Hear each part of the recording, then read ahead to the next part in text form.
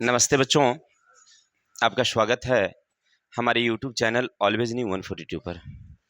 तो कैसे हैं आप लोग? उम्मीद है अच्छे होंगे, स्वस्थ होंगे, तंदुरुस्त और मस्त होंगे।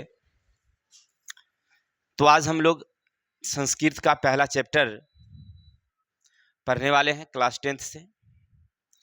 आपके सामने एक पुस्तक दिखती होगी जिनका नाम है प्यूषम। जिनका क्या नाम है? प्यूषम है। ये प्यूषम का अर्थ क्या होता है पहले समझते हैं। ये प्यूषम जो होता है ना, इसका अर्थ होता है अमृत। प्यूषम जो हमारी किताब है उनका नाम है जिसका अर्थ होता है अमृत। ठीक है। अगर आपसे कोई पूछे कि भाई हम जो किताब पढ़ने वाले हैं या हम जो किताब पढ़ते हैं उसका क्या नाम है भाई मेरे, तो याद रखेंगे उसका क्या अर्थ होता है, अमृत या दूध। ठीक है, चलिए। और चैप्टर का नाम हम लोग पढ़ने वाले हैं, उसका नाम है मंगलम। मंगलम का मतलब होता है शुभ, अच्छा। जैसे हम लोगों में जो शादी विवाह होती है तो शादी विवाह के समय में एक कार्ड वितरण किया जाता है। उसमें पहला ही ऊपर में श्लोक लिखा होता है, मंगलम भगवान विष्णु मंगलम गुरुध्वजः। इसका अर्थ होता है कि जो भी शुभ कार्य होने वाली हो उसमें भगवान गणेश की आराधना की जाती है और उन्हें कहा जाता है कि हम लोग जो काम शुभ करने वाले हैं वो थोड़ा शुभ शुभ हो। ठीक है, तो हम भी आज शुरुआत करेंगे। संस्कृत का पहला चैप्टर है, तो हमने ईश्वर से प्रार्थना किया है, हाथ मत छोड़ना प्रभु, कठिन इम्तिहान है। हाथ मत छोड़ना प्रभु, कठिन इम्तिहान है। आपके साथ से प्रभु मेरी हर राह आसान है। खोने मत देना प्रभु जमाने की भीड़ में, क्योंकि आपके सहारे ही मेरी पहचान है। यानी कहने का अर्थ है कि हमने ईश्वर से प्रार्थना किया है कि हे प्रभु, हाथ हमारा मत छोड़िएगा, हाथ हमारा मत छोड़िएगा, क्योंकि हमारी जो इम्तिहान है बड़ी कठिन है। यानी जिंदगी को पार करना ना बड़ा कठिन सा लगता है। आपके साथ से प्रभु मेरी हर आसानी, यानी कि कोई भी काम हम करते हैं अगर आप हमारा साथ रहते हैं तो वो काम ना बहुत आसान हो जाता है। खोने मत देना प्रभु, यानी कहते हैं कि प्रभु से हम आराधना करते हैं, विनती करते हैं कि हे प्रभु मुझे इस दुनिया की भीड़ में ना खोने मत दीजिएगा, क्योंकि आपके सहारे से ही तो हमारी पहचान है। तो चलते हैं मेरे दोस्त, आज हम लोग पढ़ेंगे क्लास 10th। क्लास 10th का संस्कृत का पहला चैप्टर है मंगलम। इनके राइटर हैं वेद व्यास जी, यानी इन्होंने जो लिखा है उनके राइटर कौन है, वेद व्यास जी हैं। और उन्हीं के वेद व्यास जी से लिया गया ये 5 मंत्र हैं। ये पांचों मंत्र को यहाँ पर संकलित किया गया है।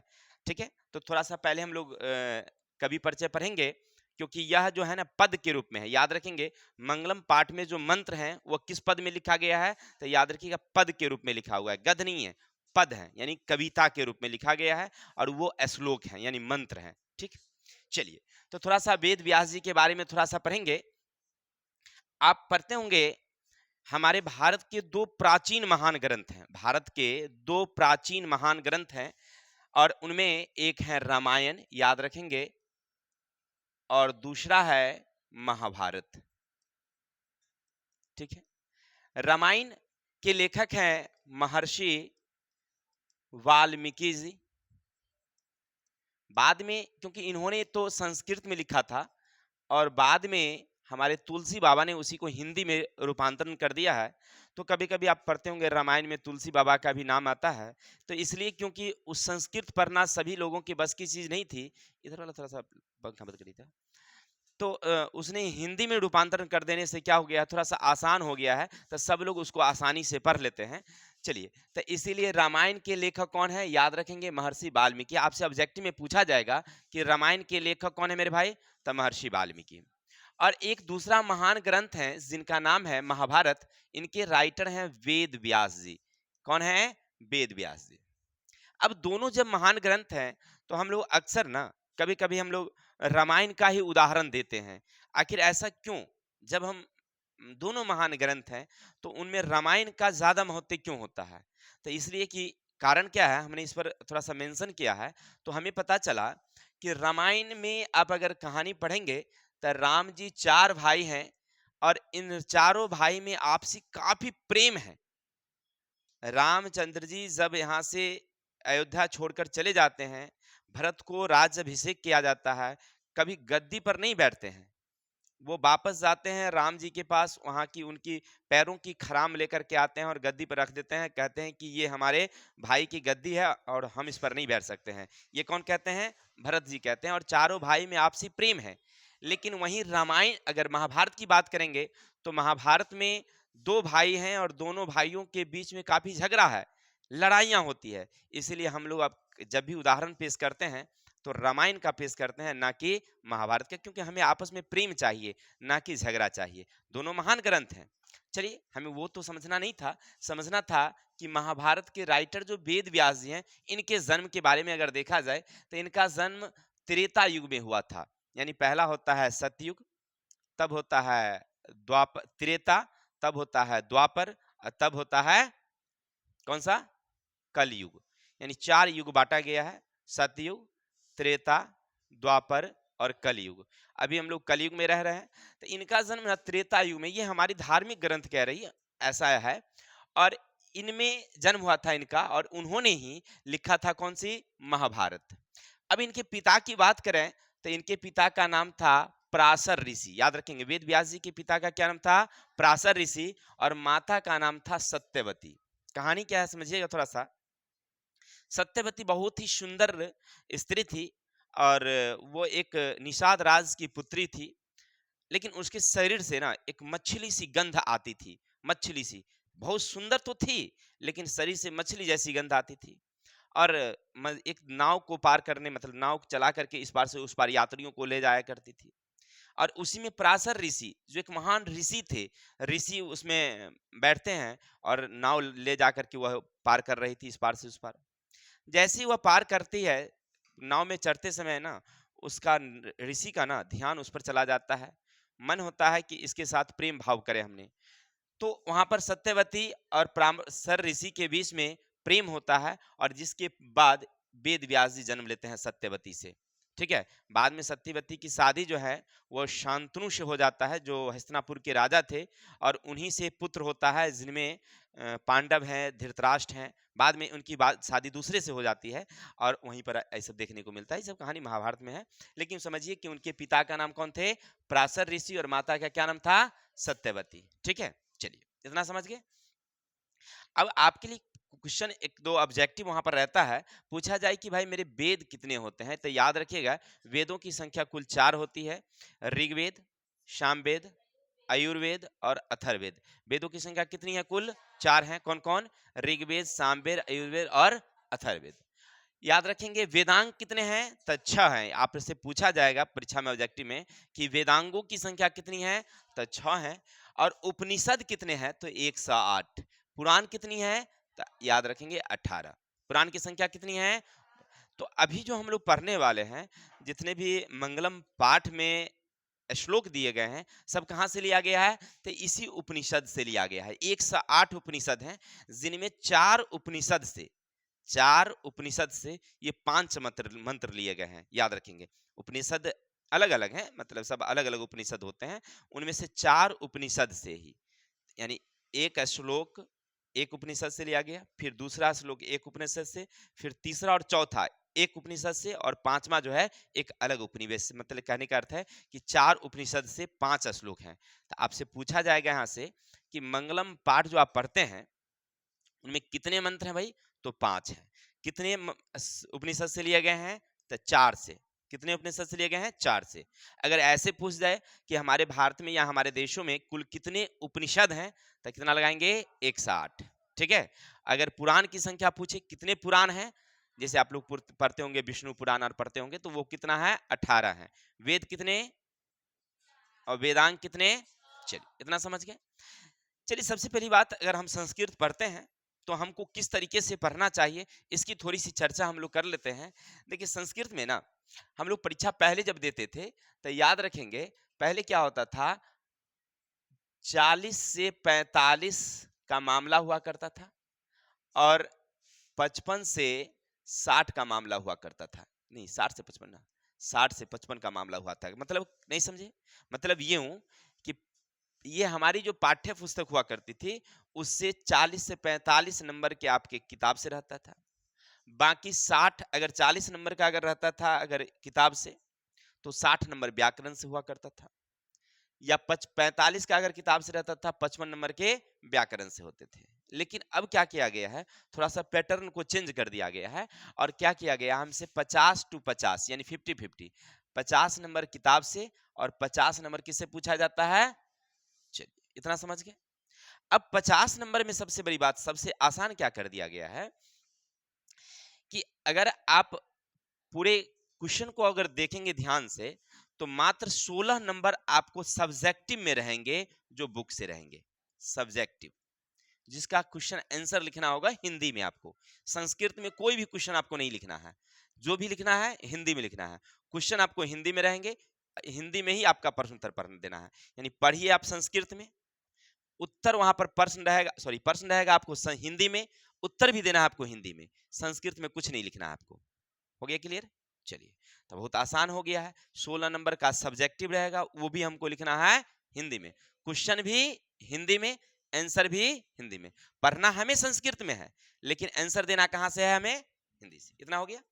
अब देखिए, अब 16 नंबर तो आपको यहां से ले लिए, बाकी बच गया हमें चाहिए 34 नंबर। तो 34 नंबर रहेगा ऑब्जेक्टिव में, याद रखेंगे। ठीक है, तो ऑब्जेक्टिव से आप ले लेंगे कहां से, 16 नंबर। यानी कि आपको टोटल 100 ऑब्जेक्टिव रहेंगे, 100 ऑब्जेक्टिव में 50 ऑब्जेक्टिव आपको टिक लगानी है, और वो भी रहेंगे कितना, 34 नंबर आपको मिल जाएंगे किससे, विषय से। आराम से वहां पर जाएंगे तो विषय से ही आपको मिलेंगे। कैसे कैसे रहेंगे, जैसे मान लीजिए उदाहरण में रहेगा कि मंगलम पाठ में कुल कितने मंत्र हैं। ऑप्शन रहेंगे 1 2 5 4, कितने रहेंगे, तो 5 में लगाएंगे क्या।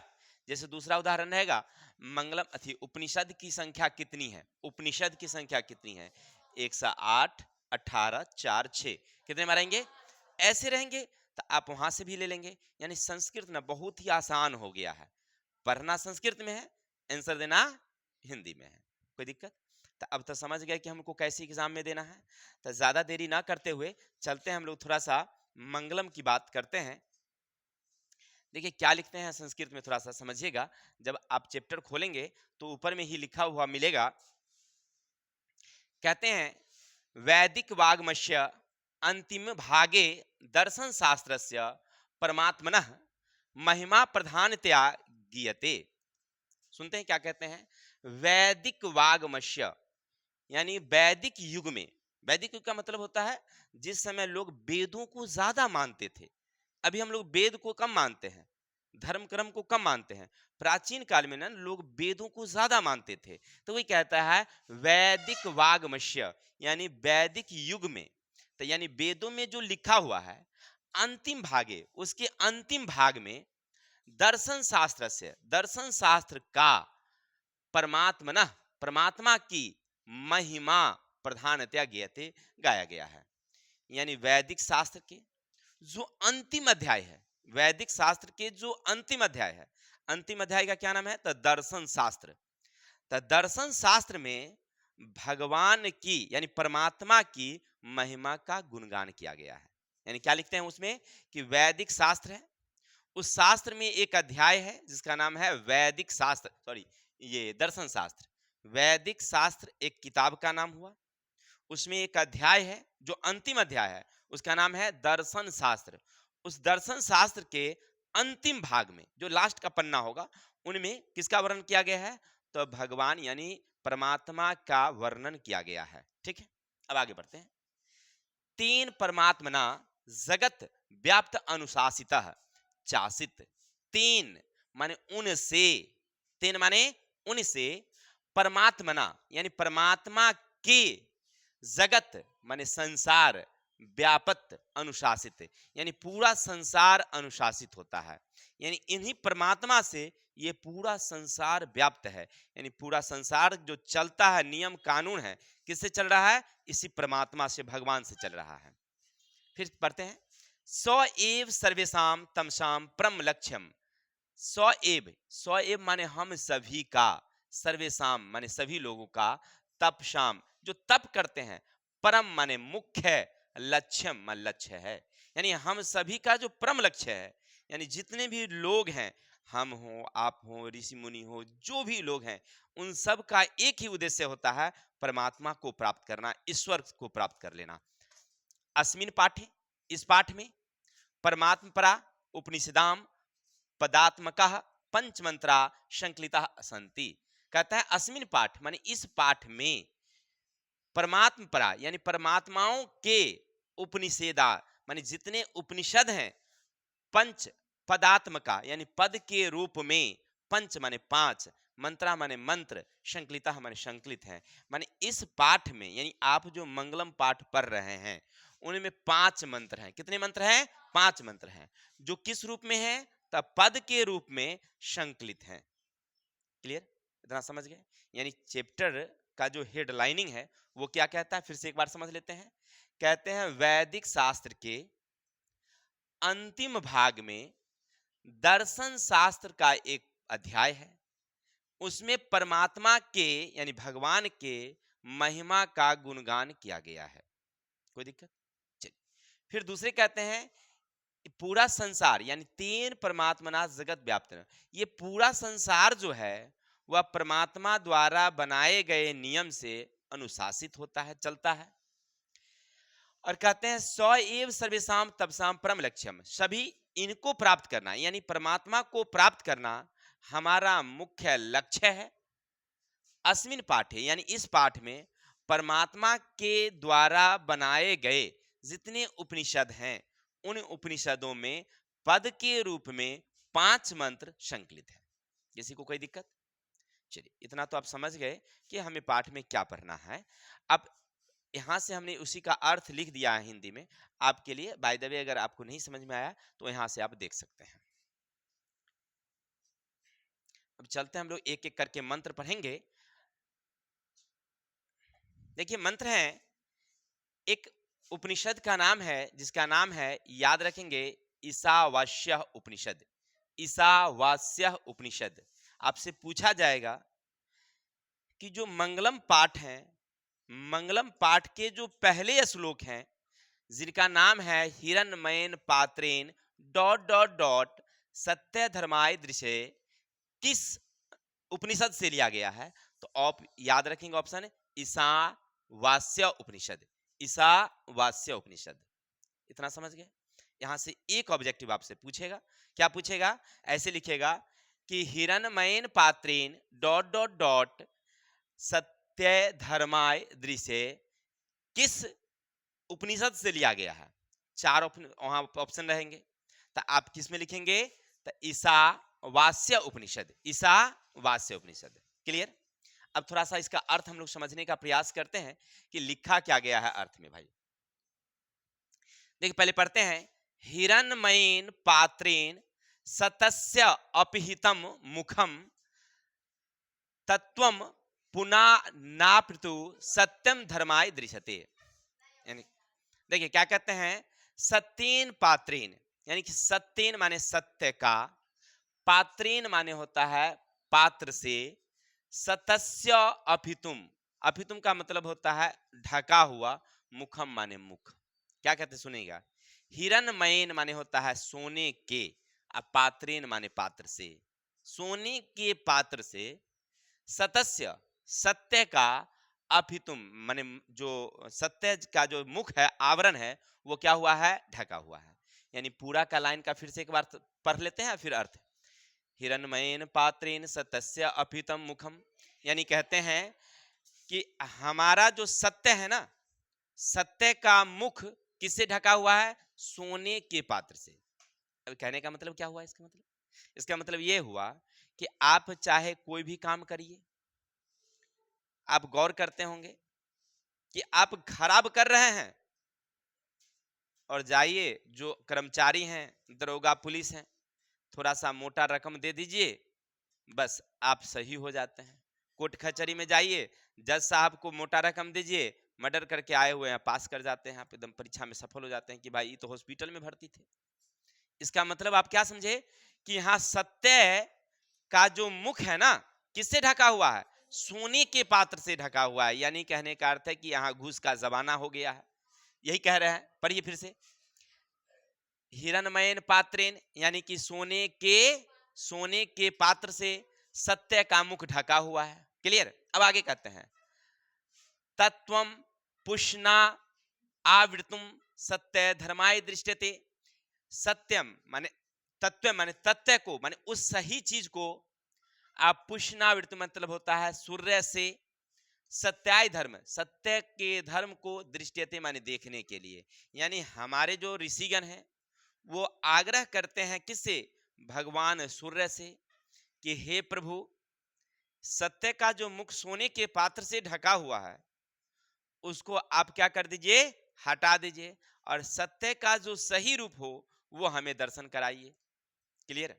फिर समझते हैं पूरा का एक बार श्लोक का अर्थ समझते हैं।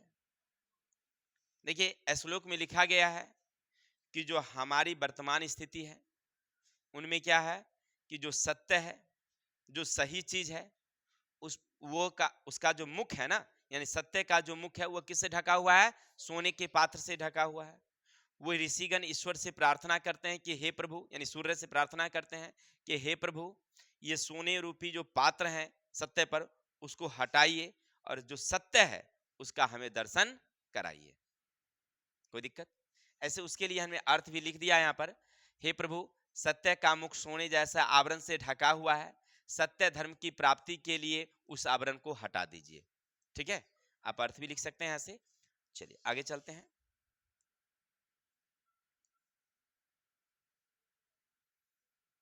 अब आगे क्या कहते हैं सुनिएगा। अनोर्न्यान महतो महियान आत्मस्य जंतो निहृतो गुहायाम तम कर्तृ पश्यति वीत शोको धातु प्रसाद आत्महीनाम आत्मनः कठोर उपनिषद। अब समझ रहे हैं आप? यानी कि सबसे पहले आपसे एक ऑब्जेक्टिव क्वेश्चन पूछेगा। क्या पूछेगा? तो अनोर्न्यान महतो डॉट डॉट डॉट आत्मनः, ये श्लोक जो है वह किस उपनिषद से लिया गया है? तो याद रखेंगे कठोर उपनिषद से। याद रखेंगे तो पहला वाला आपने जो उपनिषद पढ़ा वह किसे? ईशावास्य उपनिषद से। दूसरा जो आप पढ़ रहे हैं वो कहां से लिया गया है? कठोर उपनिषद से। ये ध्यान में रखना होगा, आपसे ऑब्जेक्टिव में पूछा जाएगा। ठीक है, चलिए अब इसका अर्थ समझते हैं। क्या कहते हैं? कहते हैं अनोर्न्यान। अनोर्न्यान यानी यहां पर जो है अनोर का मतलब होता है एक प्रत्यय शब्द है और अनु माने सबसे, अनोर्न्यान का मतलब होता है अत्यंत सूक्ष्म से सूक्ष्म, बहुत ही छोटा। जैसे आप पढ़े होंगे केमिस्ट्री में पढ़ते होंगे क्लास 9th में कि परमाणु और अणु जो होता है, परमाणु किसी तत्व का सूक्ष्म कण है और यौगिक का सबसे सूक्ष्म कण क्या होता है? अणु होता है। तो वही कहते हैं कि अनोर्न्यान यानी सबसे सूक्ष्म से सूक्ष्म कण अणु होते हैं। महतो महियान और महान से महान है, यानी सूक्ष्म से सूक्ष्म है और महान से महान है। तो क्या क्या ऐसी चीज है जो बड़ी से बड़ी है और छोटी से छोटी है? तो देखिए क्या कहते हैं, आत्मस्य जंतो निहितो गुहायाम। जो आत्मा, देखिए आत्मस्य जो आत्मा है, जंतो निहिता माने जंतु में निहित होते हैं, गुह्याम गुहा में, यानी जंतु के गुहा में कौन सी रहते हैं? तो आत्मा। अब समझ में आई बातें? पूरा का फिर से समझते हैं। हमारे जो ऋषिगण हैं वो लिखते हैं कि जो हमारी आत्मा है, हमारी आत्मा है वो सूक्ष्म से सूक्ष्म है और बड़ा से बड़ा विशाल है। उसे आप जितना बड़ा से बड़ा रूप देखिए वो भी बड़े हैं, छोटे से छोटे हैं उसमें भी हैं। और जंतु जितने भी जंतु हैं, चाहे वो छोटी से छोटी कीड़ा हो, चींटी दिखाई पड़ रही है आपको, एक छोटी सी फतिंगी उड़ रही है वो हो, या बड़े से बड़े जीव हाथी और व्हेल मछली हो, उनके हृदय में यानी कि ये जो शरीर है ना उसमें क्या है? आत्मा समाया हुआ है। इतना समझ गए? फिर समझते हैं। हमारे ऋषिगण क्या कहते हैं कि जितने जंतु हैं, जितने पशु हैं, मानव हैं, उन सभी के हृदय रूपी गुहा में, हृदय रूपी गुहा में कौन विद्यमान है? तो आत्मा। यह अत्यंत सूक्ष्म से सूक्ष्म है और बड़ा से बड़ा है। क्लियर? अब आगे क्या कहते हैं सुनिएगा। तम कर्तु पश्यति वीत शोको। तम कर्तु माने जो लोग पश्यति माने देखते हैं, बीत सो को माने भय को दूर करके, जो लोग इसको भय को दूर करके देखते हैं, धातु प्रसाद आत्मनि आत्मनः, यानी कि जो महान से महान लोग हैं, जिनकी आत्मा देखिए, महानतमः माने जो महान से महान लोग हैं, यानी जिनकी आत्मा महान है, ऐसे लोग जिन्होंने इस चीज को यानी आत्मा को, शोक को, दुख को दूर करके देखा है, वही क्या है, महान है। यानी कहते हैं कि हम जब भी थोड़ी सी कोई दुख में आ जाते हैं तो हम रो देते हैं, हमें किसी चीज को खोने से, किसी चीज को दूर होने से हमें दुख होता है। लेकिन जो लोग इस संसार के सांसारिक मोह माया से दूर हो जाते हैं, उन्हें किसी वस्तु को खोने, प्राप्त होने से तो ना तो दुखी होती है और ना ही खुशी होती है। यानी जो महान लोग होते हैं, हम लोग महान लोग नहीं हैं। हम लोगों को जब भी कुछ होता है तो छोटी सी अगर कठिनाइयां आती है तो दुख होता है। जो ऋषिगण होते हैं, जिन्होंने संसारिक मोह माया को त्याग दिया है, तो उन्हें ना तो कोई दुख होता है और ना सुख होता है। ऐसे ही लोग आत्मा को महान रूप में देखते हैं। हम लोग आत्मा को महान रूप में नहीं देखते हैं। कौन देखते हैं? ये ऋषिगण जो संसारिक मोह माया को दूर कर दिए हैं।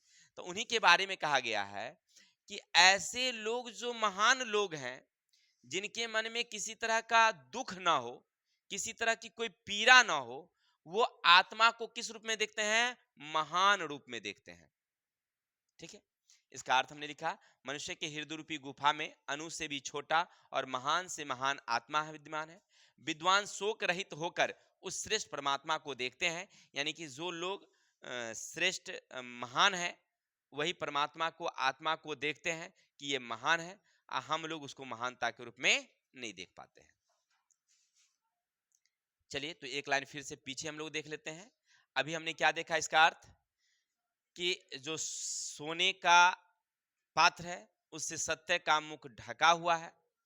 सोने का जो पात्र है, उससे सत्य का मुख ढका हुआ है। और हमने कहा कि हे प्रभु, हे ईश्वर, कि आप जो सोने का पात्र है उसको हटाइए और सत्य का दर्शन हमें कराइए। दूसरा में आपने क्या पढ़ा? दूसरे दोहा में आपने पढ़ा कि हमारी आत्मा जो है, हमारी आत्मा जो है, वह सभी जंतुओं के हृदय रूपी गुफा में विद्यमान है। ठीक है, और वह महान अणु से छोटा और महान बड़ा से बड़ा, माने सबसे छोटा रूप कहिए या बड़ा रूप कहिए। लेकिन इस चीज को महानता के रूप में कौन देखते हैं? तो जिस लोगों के मन में किसी तरह का शोक नहीं, किसी तरह का दुख नहीं, यानी जो ऋषिगण अपने पारिवारिक संसारिक मोहमाया से दूर हैं, वो आत्मा को परमात्मा के रूप में देखते हैं। चलिए, अब यहां से कुछ ऑब्जेक्टिव आपसे बन सकते हैं। जैसे आपसे पूछा जाए कि सत्य का मुख किससे ढका हुआ है? अब सोने के पात्र न दे करके आपसे पूछ दे कि हिरण पात्रेन, तो भी समझ रहे हैं, हिरणमयेन पात्रेन, हिरणमयेन पात्रेन। यानी वहां पर ऐसे नहीं पूछता है, ऐसे भी पूछ सकता है कि सत्य का मुख किससे ढका हुआ है।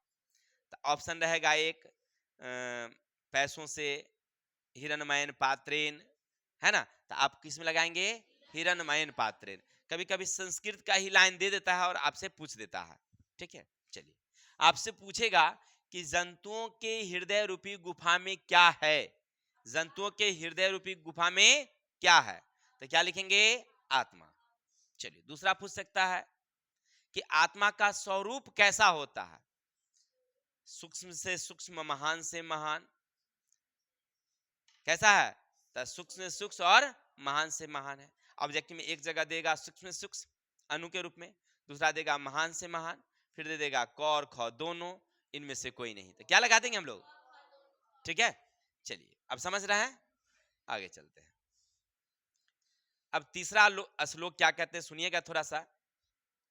सबसे पहले ये लिया गया कहां से? तो याद रखेंगे, मुंडक उपनिषद से। आपसे पूछा जाए कि सत्यमेव जयते निधानम किस उपनिषद से लिया गया है? तब मुंडोक, क्या नाम है? मुंडक उपनिषद से। ठीक है, ये तो समझ गए। तब पहला वाला जो हम लोग पढ़े थे हिरण्मयन पात्रेन, तो ईशावास्य से। दूसरा था अनोरनियान महतो महियान, किस लिए, हाँ किससे लिया गया था, तब कठोर उपनिषद से। और तीसरा हम लोग पढ़ रहे हैं सत्यमेव जयते नान्यतम, किससे लिया गया है, तब मुंडक उपनिषद से। यहां से एक ऑब्जेक्टिव हो गया क्लियर। अब चलते हैं थोड़ा सा पढ़ते हैं क्या कहते हैं। सत्यमेव जयते नान्यतम सत्येन पंथा वित्तो देवयान एन क्रम नृत्य स्यो हाप्ता काम यत्र तत् सतस्य परम निधानम। सुनिएगा, सुनिएगा क्या कहते हैं थोड़ा सा। सत्यमेव जयते, सत्यमेव जयते नानृतम, यानी सत्य की जीत होती है। सत्यमेव जयते, सत्य की जीत होती है। आप देखेंगे हमारे भारत में एक राष्ट्रीय चिन्ह है जिसे हम लोग अशोक चिन्ह भी कहते हैं। नहीं, ये कहां से लिया गया है, तो सारनाथ में, जो शायद यूपी में पड़ता है, उत्तर प्रदेश में, हमारे चक्रवर्ती सम्राट अशोक थे जिन्होंने बौद्ध धर्म को धारण किया था। उन्होंने वहाँ पर एक स्तंभ बनाई है जो उनकी विजय स्तंभ के रूप में जानी जाती थी। वहाँ पर एक स्तंभ में 4 सिंह हैं जो चारों दिशाओं में हैं, और नीचे एक घोड़े हैं, एक बैल है, नीचे एक चक्र है, और वहाँ पर लिखा हुआ है सत्यमेव जयते। ठीक है, वहाँ पर ऐसे वो हमारी जितने भी पैसे धातु मतलब जितने राष्ट्रीय जितने भी चिन्ह होते हैं वहाँ पर वो रहता है। तो हमें दिखाई देती है 3 ही घोड़े थी सिंह, लेकिन उसमें वास्तविक रहता है कितना है, 4 रहता है। जो एक बैक वाली है वो हमें दिखाई नहीं पड़ती है। तो वहाँ पर लिखा हुआ देखिएगा नीचे में सत्यमेव जयते, इसका अर्थ क्या हुआ, सत्य की जीत होती है। तो वही यहाँ पर लिखा गया है सत्यमेव जयते नान्यतम, ना ही, नान्यतम का मतलब ना ही, सत्येन पंथता विततम, यानी सत्य में जयते, सत्य की जीत होती है ना कि असत्य की। इसका मतलब ऐसा हुआ सत्य की जीत होती है ना कि असत्य का। हो गया क्लियर। फिर कहते हैं सत्येन पंथा, माने सत्य का ही एक ऐसा मार्ग है, विततो देवयान, जिससे देवों को प्राप्त किया जा सकता है। यानी सत्य के मार्ग पर चलकर आप ना देवता को प्राप्त कर सकते हैं। भगवान को प्राप्त करने अगर जाना है तो किस मार्ग से चलना है। अच्छा, एक बात हमको नहीं समझ में आया, क्या सत्य के मार्ग पर चलकर भगवान को पाया जा सकता है क्या? सबसे पहली बात तो ईश्वर है या नहीं है ये तो कोई नहीं जानता है, ठीक है। लेकिन हमारी जो ग्रंथें कह रही है कुछ ऐसी आधुनिक, ज्यादा दिन की बात नहीं है, लगभग 200 वर्ष पहले आप सुनते होंगे जो रामकृष्ण परमहंस थे कलकत्ता में, माँ काली को अपनी हाथ से प्रसाद भोजन इत्यादि कराते थे। तो इससे ये पता चलता है, कहते थे कि हमने भगवान को अपनी हाथों से प्रसाद खिलाते हैं, यानी उन्हें दर्शन दिया गया था शायद। हाँ हाँ, शायद शायद क्या, सही है, क्योंकि ज्यादा दिन हुई नहीं है घटना। देखिए कहानी क्या है कि हमारे स्वामी विवेकानंद थे। स्वामी विवेकानंद का बचपन का नाम था नरेंद्र। सुनिएगा, तो नरेंद्र ऐसे ही लोगों से पूछते थे कि भाई आप भगवान में विश्वास करते हैं, तो कहते थे हाँ करते हैं। तो वो कहते थे क्या भगवान को आपने देखा है क्या, तो सब कहता था कि नहीं देखे तो नहीं है लेकिन विश्वास करते हैं।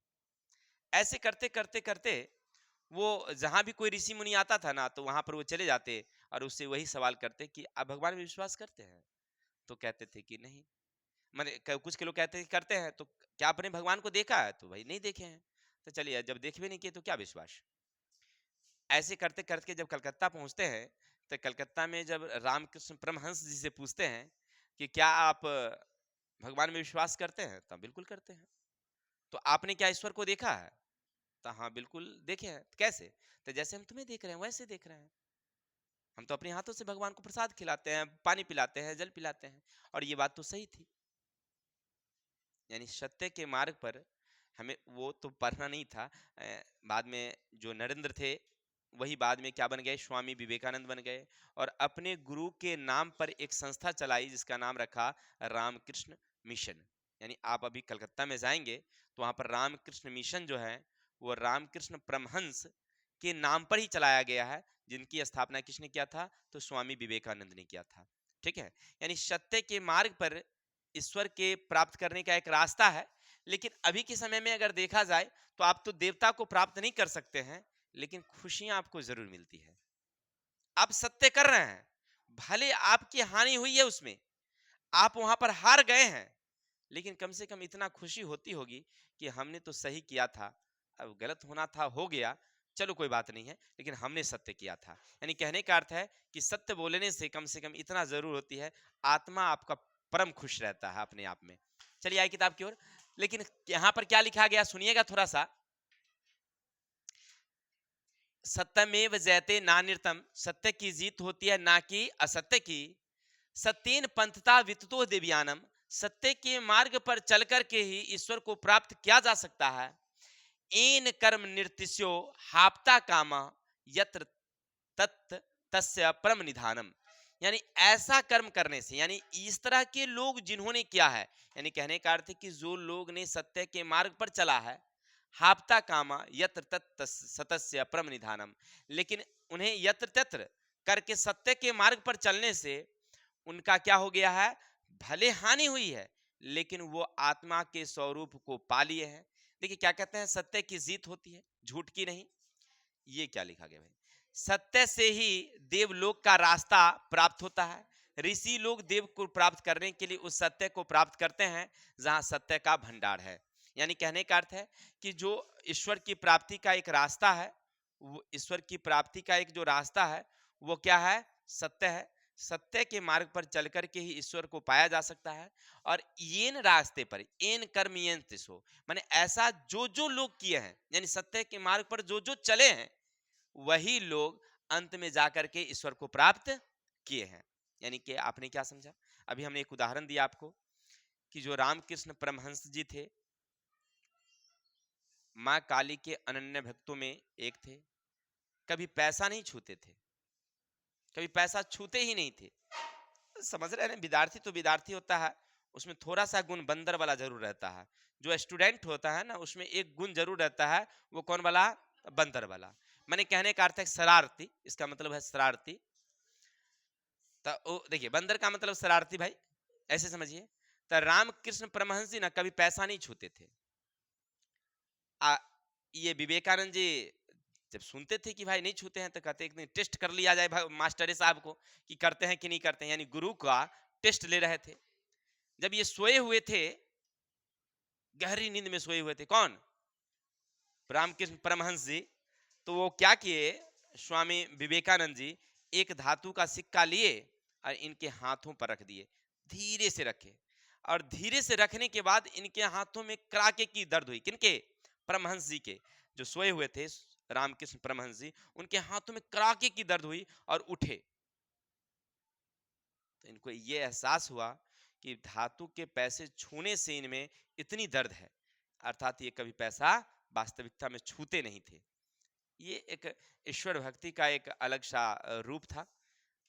यानी कहने का अर्थ है कि संसारिक जो ये हमें मोह माया है, पैसे हैं, घर है, गृहस्थी है, हमारा जमीन, हमारा जायदाद, इस सब से वो अलग थे। यानी कि सत्य के मार्ग पर चले थे कि हमको सत्य के मार्ग पर जाना है तो ईश्वर की प्राप्ति हो सकती है। चलिए आगे किताब की ओर। तो हम लोग पढ़ रहे थे, क्या कह रहे हैं कि सत्यमेव जयते, सत्य की जीत होती है, असत्य की नहीं। सत्य का एक मार्ग है जिससे ईश्वर की प्राप्ति की जा सकती है। और कहते हैं इसी मार्ग पर चल करके जितने भी महान ऋषि से ऋषि लोग हुए हैं, वो ईश्वर की प्राप्ति इसी मार्ग पर चल करके किए हैं। देखिए लाइन नहीं आया, थोड़ा सा देखिए ना।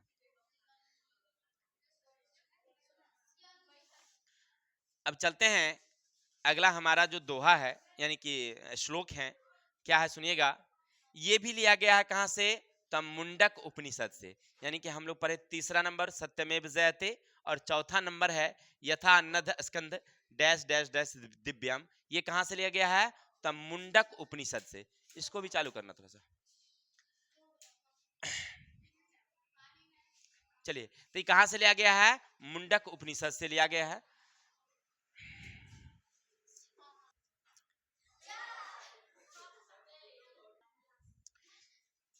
तो चौथा हमारा जो श्लोक है लिया गया कहां से भाई मेरे, तो लिखा है मुंडक उपनिषद, याद रखिएगा। तो ये श्लोक तो पूछता ही आपसे, हाँ वहां आपसे अर्थ नहीं पूछेगा, हम जो अर्थ बता रहे हैं वो नहीं पूछेगा, लेकिन इन अर्थों के बीच बीच से ऑब्जेक्टिव पूछेंगे आपसे, ठीक है। तो क्या कहते हैं सुनिएगा, थोड़ा सा पहले श्लोक को हम लोग पढ़ते हैं। यथा नद्य अस्कंदमानः समुद्रे अस्त गच्छन्ति नाम रूपे विहाय तथा विद्वान नाम रूपाद विमुक्तः परमात्मनम पुरुषम उपैति दिव्यमम। सुनिएगा क्या कहते हैं। यथा माने होता है जैसे, यथा माने जैसे, नद्य माने होता है नदियां, अस्कंद मानह माने समुद्र में, सॉरी अस्कंद मानह माने होता है जाकर के विलीन होना, मिल जाना समुद्र में। यानी जैसे नदियां समुद्र में मिलती है, कब? जब नाम रूप छोड़ देती है तब। यानी कहने का अर्थ है कि हमारे समुद्र में भारत की जितनी नदियां हैं वह मिलती है, हिमालय से जितनी नदियां निकलती है, चाहे वो गंगा हो, यमुना हो, ब्रह्मपुत्र हो, कोशी, बलान, कमला, पुनपुन, सोन, चंबल, जो भी नदियां हैं, उसका अंतिम रूप क्या होता है भाई? कि वो सब समुद्र में जाकर के मिल जाती है। समुद्र में मिलने से पहले तो उसका नाम होता है, लेकिन जैसे समुद्र में मिलती है तो क्या हम कहते हैं कि ये गंगा का पानी है, ये यमुना का पानी है? ये नहीं कहते हैं। यानी नदियां अपना नाम रूप छोड़ करके किस में मिल जाती है? समुद्र में मिल जाती है। अस्तम गच्छन्ति नाम रूपे विहाया, उसी तरह से, यानी कि गच्छन्ति माने होता है जा करके, नाम रूपे नाम रूप को छोड़ करके विहाया माने मिल जाते हैं, विलीन हो जाते हैं। तथा उसी प्रकार से विद्वान, विद्वान लोग जो होते हैं यानी महान लोग जो होते हैं, नाम रूपाय माने अपना नाम रूप छोड़ करके, विमुक्त माने विमुक्त हो जाते हैं, परमात्मना परमात्मा में, पुरुषोपैति दिव्यम यानी पुरुषत्व को प्राप्त कर लेते हैं, यानी भगवान को प्राप्त कर लेते हैं। फिर समझते हैं पूरा श्लोक का क्या अर्थ हुआ।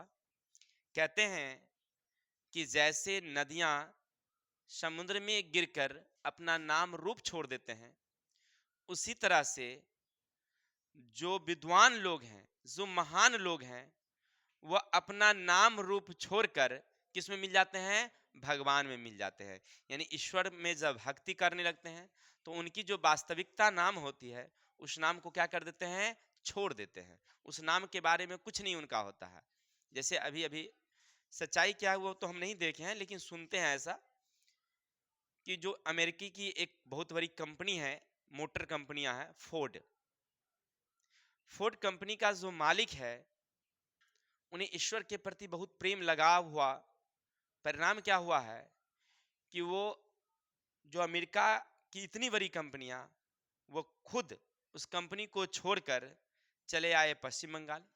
पश्चिम बंगाल में एक जगह है, शायद मणिपुर या कुछ नाम ऐसे करके जगह है, उस जगह पर भगवान विष्णु का यानी कृष्ण का एक बहुत बड़ी मंदिर बनाई जा रही है, जो लगभग दुनिया का सबसे बड़ी मंदिर होने वाली है। और उस मंदिर में वो खुद जो है ना, एक पुजारी के रूप में है। उनका जो वास्तविक नाम था उस नाम को छोड़ दिए हैं और पुजारी के नाम के रूप में एक नाम रख दिए हैं, और वो उस नाम से जाने जाते हैं।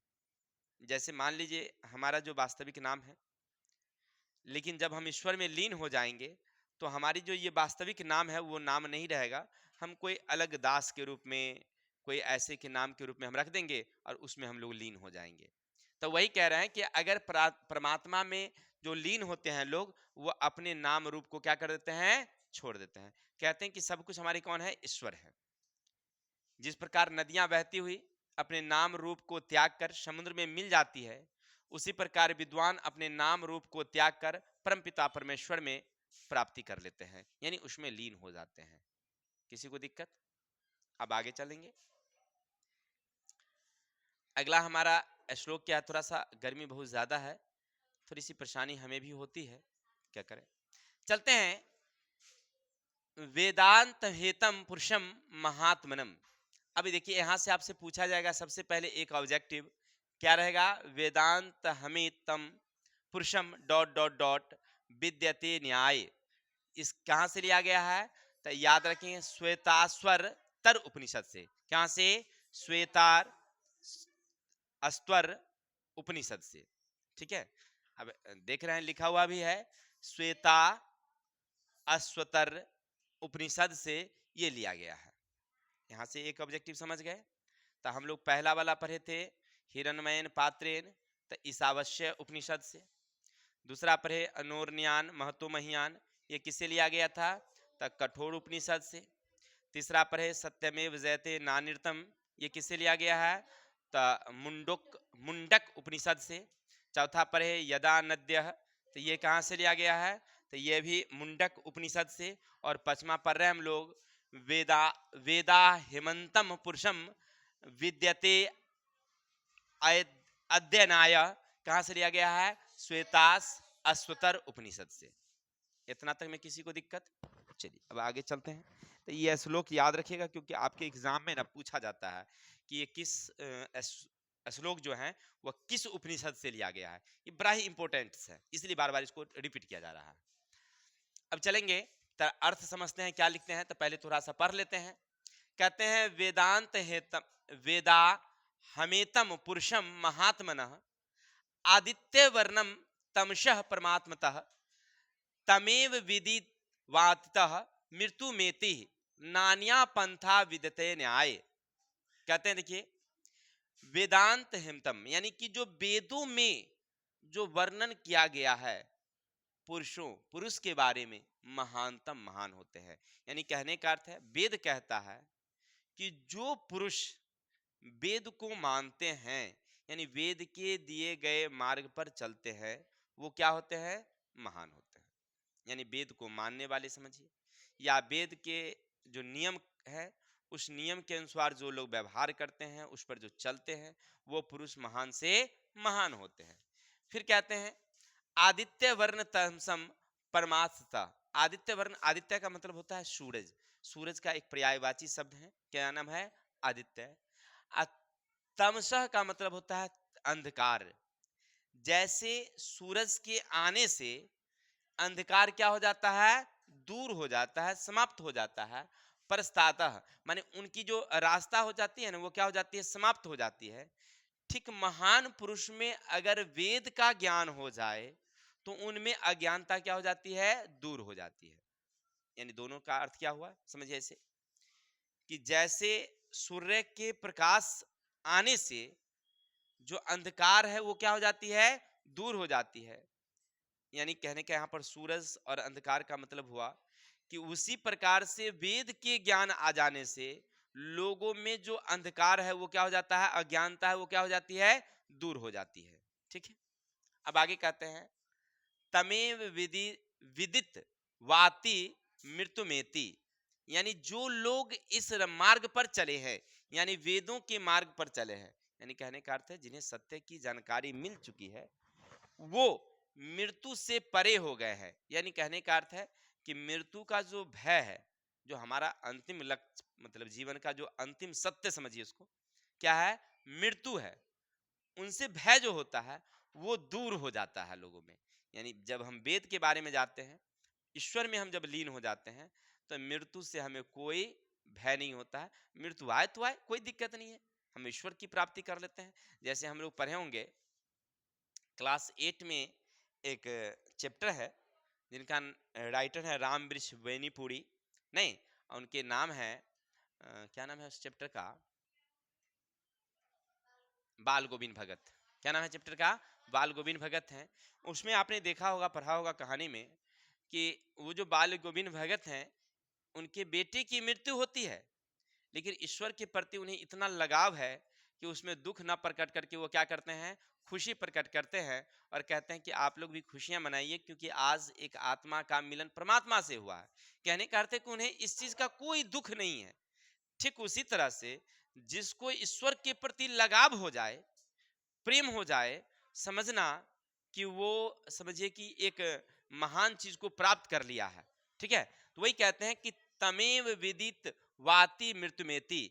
यानी जो हमारे जीवन का अंतिम सत्य है मृत्यु, उस पर भी जो विद्वान लोग होते हैं, जो वेदों को जान गए हैं, उन पर विजय प्राप्त कर लेते हैं। नान्या पंथा विद्यते, यानी अन्य पंथों, नान्या माने होता है भिन्न भिन्न पंथों, पंथा माने रास्ता, भिन्न भिन्न रास्ते। यानी कहने का अर्थ है कि ईश्वर की प्राप्ति के जो अनेक रास्ते हैं, यानी ईश्वर भक्ति करने के जो हमारे तरीके हैं, वो सब रास्ते विद्यते न्याय अंत में कहाँ मिलती है? ईश्वर में जाकर के ही विलीन हो जाती है।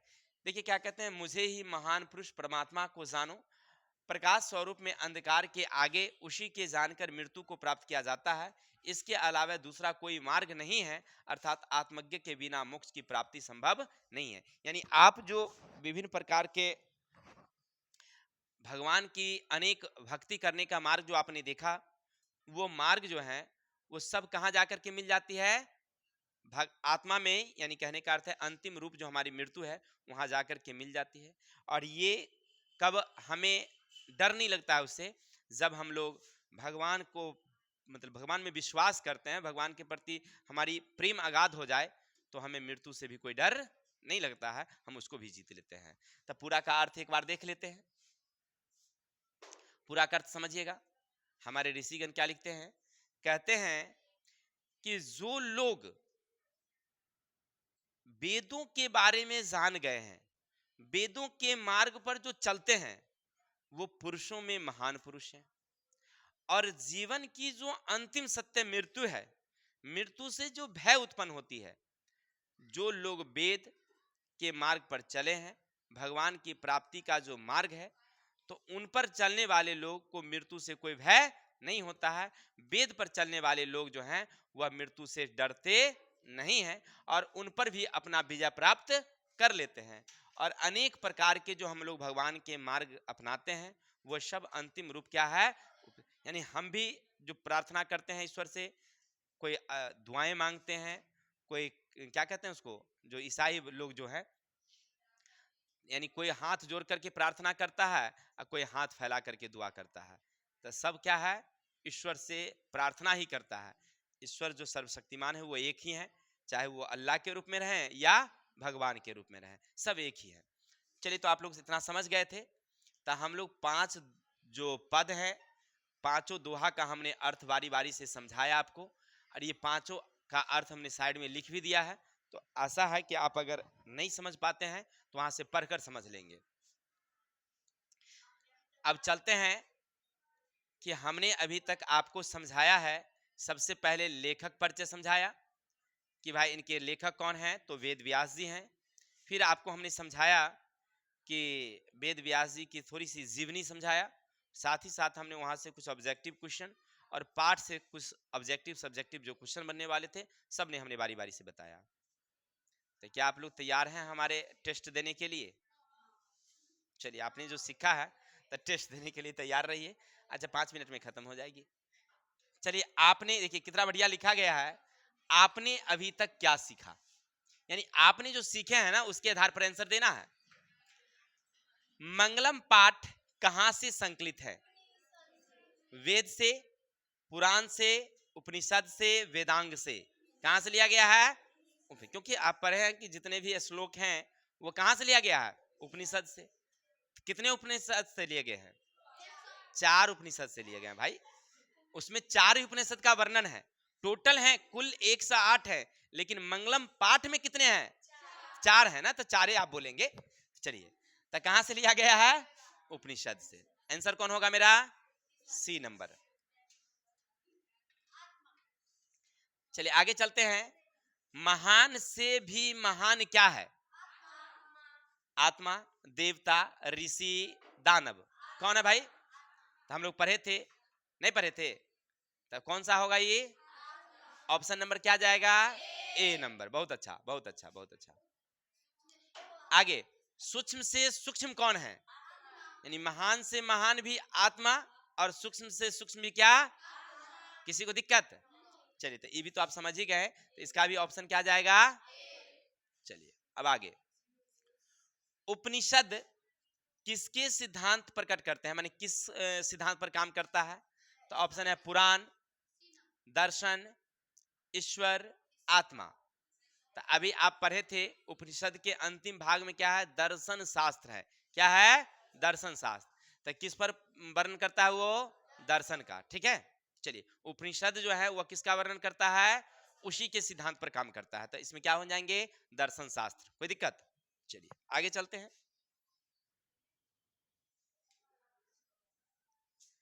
यह संपूर्ण संसार किसके द्वारा अनुशासित होता है? ये पूरा संसार जो है वो किसके द्वारा अनुशासित होते हैं? आत्मा है, परमात्मा है, साहित्य है, इनमें से कोई नहीं। क्या होगा? चलिए, तो ऑप्शन नंबर जाएगी बी, यानी परमात्मा। कौन होगा आंसर? अब आगे पढ़िए, देखिए लिखा है वेदांत हेमतम पुरुषम महात्मनः डॉट डॉट डॉट विद्यते विद्यते स्नायः मंत्र किस उपनिषद से लिया गया है? अभी अभी पढ़ाए थे हम, सबसे लास्ट वाला था, कौन था वो? तो श्वेता श्वेतरोपनिषद से। कहां से? श्वेता श्वेतोर उपनिषद से लिया गया है। नहीं, हम बताए भी थे कि आपके ऑब्जेक्टिव में ऐसा रहता है क्वेश्चन, ध्यान रखिएगा। अब आगे चलते हैं, आगे हैं अनोरन्यान महतो महियान महिमा आत्मनः मंत्र किस उपनिषद से संग्रहित है? तो आप जानते हैं कहां से लिया गया भाई? तो कठोर नहीं, कठोपनिषद। कहां से? कुछ गर्मी ज्यादा होने के कारण बच्चे न उकला रहे हैं। चलिए, जो भी है, नदियां नाम रूप को छोड़कर किस में मिलती हैं? कहां मिल जाती है? तो ए नंबर, बहुत अच्छा। अच्छा, किसकी विजय नहीं होती है? असत्य की, यानी कि हो जाएगा आंसर नंबर बी। सबसे बड़ा खजाना क्या है? धन, धन, विद्या, स्वर्ण, सत्य। सत्य होंगे। यहाँ क्या है? यहाँ धन की बात नहीं हुई, विद्या ज्ञान की बात नहीं हुई, किसकी बात हुई है? सत्य की। यानी सबसे बड़ा खजाना हमारा क्या है? यहाँ पर सत्य है। आगे कुछ लिखा गया होगा, चलिए ध्यान दीजिएगा। सत्य का मुख किस पात्र से ढका हुआ है? स्वर्ण के पात्र से, यानी सोने के पात्र से। अब आगे चलते हैं, हिरणमयेन पात्रेन डॉट डॉट डॉट सत्य धर्माय दृष्टते किस उपनिषद का मंत्र है भाई? क्या है? ईशावास्य उपनिषद, ईशावास्यो उपनिषद से। अब आगे चलेंगे, सत्यमेव जयते किस उपनिषद का मूल मंत्र है? सत्यमेव जयते, अभी जो हम लोग पढ़े थे सत्यमेव जयते नान्यतम, ये किससे लिया गया है? तब मुंडकोपनिषद। कहां से लिया गया है? किसी को दिक्कत? अब आगे चलेंगे, किसकी गुफा में आत्मा निहित है? किसकी गुफा में? नंबर एक, पर्वतीय गुफा में, कृत्रिम गुफा में, जीवों के शरीर रूपी गुफा में, किसी में नहीं। तो हमने बताया था जितने भी जीव हैं, चाहे वो छोटा से छोटा जीव हो या बड़ा से बड़ा, उनमें क्या है ये? आगे, मंगलम पाठ में कुल कितने मंत्र हैं? गलती बात, 5 हैं। मंगलम पाठ में कुल कितने मंत्र हैं? 5। कितने उपनिषद से लिए गए? तो 4 गो। एगो पहला वाला था ईशावास्य, दूसरा था कठोपनिषद, तीसरा था मुंडक, फिर चौथा भी मुंडक था, अब 5वां था श्वेतेश्वर उपनिषद। नहीं, तो 4 गो उपनिषद से है 5 मंत्र। तो कितने मंत्र है भाई मेरे? अब आगे चलेंगे, फटाफट जल्दी जल्दी देख लेते हैं। नहीं है बस, चलिए चलिए, लास्ट था ये। तो आशा और उम्मीद है हमने आपको पढ़ाया, और पढ़ाने के बाद हमने जो आपसे मॉक टेस्ट लिया, तो उम्मीद है कि अगर आप दिए होंगे ध्यान से तो सब समझ में आया होगा कि हमने क्या सीखा। तो आज के लिए इतनी रहने देते हैं, कल मिलते हैं नेक्स्ट वीडियो के साथ। तब तक के लिए हमें विदा दीजिए। जय हिंद, जय भारत। बंद करिए, रुक जाइए ना थोड़ा सा।